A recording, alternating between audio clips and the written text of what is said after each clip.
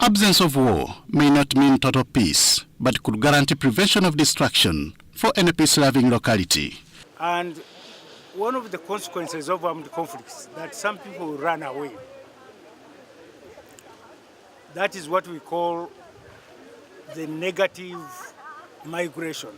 This is the call of refugee youth from South Sudan and Democratic Republic of Congo, whose countries have been politically unstable for a number of years. As people who are willing to see a better world free of refugees, what do we do to ensure that there are peace, in the country of our origin? Now, here, if there is a UN diplomat, we are requesting, please prove us that you will maintain peace and security, because that is your main mandate. Are we doing enough to ensure that there's peace?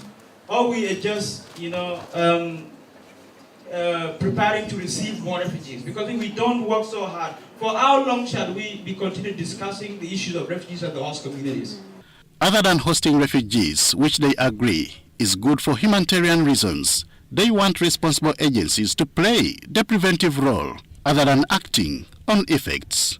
Empower us meaningfully, recognize our abilities, and see us as practical tools for a sustainable development. I know that peaceful change of power or transfer of power is very important for my people, for myself, and for my future. But the leader tells me that even if you come through democracy, you don't take me anywhere. One big answer is to have democratic states, to have democracy, so that instead of people trying to resolve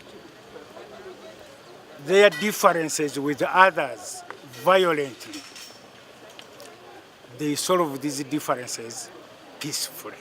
This was during a Refugee Solidarity Pre-Summit workshop with young people at United Nations Population Fund.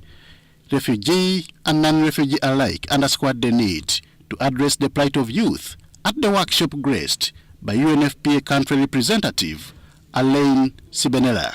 Young people constitute a fundamentally important aspect in this crisis. The whole idea is to bring those issues, as we discussed this morning, to the agenda of the summit, so that conclusion can be reached, agreements can be reached, and action points can be agreed, as earlier mentioned.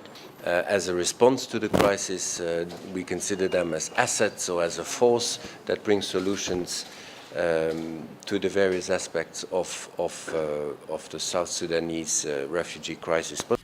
In a society where youth are believed to be vulnerable to acts of lawlessness, could there be any government plans to overcome this challenge? Empowerment of the young people economically is one of the ways to ensure that they cannot be misled to go into fighting senseless wars.